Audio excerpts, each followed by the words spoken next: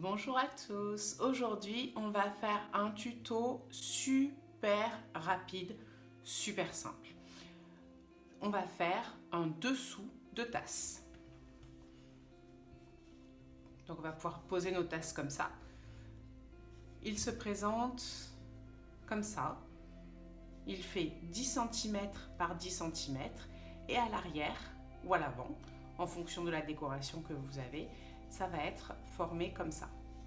Pour faire ce dessous de verre, on va avoir besoin de morceaux de tissu qui font 12 cm par 12 cm et on va pouvoir le récupérer dans les chutes de tissu. Moi, j'en ai fait un certain nombre.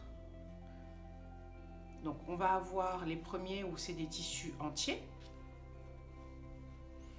comme ça.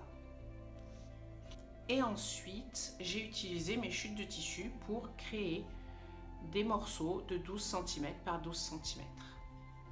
Une fois que vous aurez fait un certain nombre de morceaux de 12 cm par 12 cm, il vous en faudra 5 pour faire un dessous de verre. Moi, je trouve qu'à cette étape-là, le plus compliqué, c'est de faire un choix. Donc, j'ai déjà préparé des choses pour que vous puissiez voir le résultat. Donc, j'ai préparé ces 5-là. Pour la face constituée avec un seul morceau, j'ai choisi celui-là. Et pour l'autre côté, j'ai choisi ces 4 morceaux. Donc moi, j'ai choisi de les faire comme ça. Quand vous allez faire vos choix, parce que ça va être un jeu de combinaison de couleurs, de combinaison de morceaux, voilà, c'est le moment où vous allez pouvoir vous amuser avec vos chutes de tissu. Donc, vous prenez un morceau, vous le pliez en deux. Et à chaque fois, vous allez faire la même chose. Par exemple, ce morceau, il est constitué de 2 tissus différents. Je peux le plier comme ça, ou bien comme ça. Je vais le plier comme ça, je vais le poser ici. Ensuite, moi j'ai décidé de vraiment faire juste bicolore à chaque fois, c'est-à-dire qu'on voit un morceau du tissu bleu, un morceau du tissu de Noël.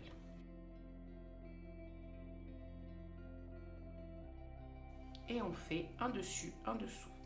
Donc ça va être un des côtés du dessous de verre et ça sera l'autre côté. Une fois qu'on a décidé à quoi devait ressembler notre morceau assemblé, on va prendre l'endroit du morceau unique et on va appliquer l'endroit du morceau constitué des 4 tissus. Donc moi je veux que ça apparaisse, donc je vais appliquer ça comme ça.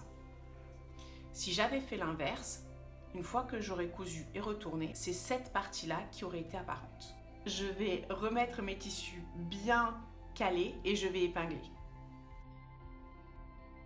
À ce stade-là, si je le souhaite, si je veux que ça soit bien droit, ce que je peux faire aussi, c'est passer un coup de fer à repasser. Je vais coudre à 1 cm du bord, tout le tour. Je fais ça et je reviens. Voilà, j'ai cousu tout le tour au point droit.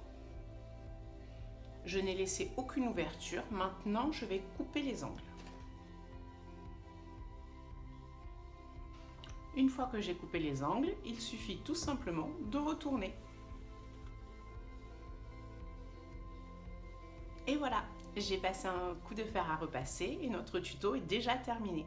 Donc voici un des deux côtés et voici l'autre. C'est un bon moyen d'utiliser les chutes de tissu. Et voilà, il ne me reste plus qu'à attaquer ma pile complète de morceaux de 12 cm par 12 cm. Bonne journée!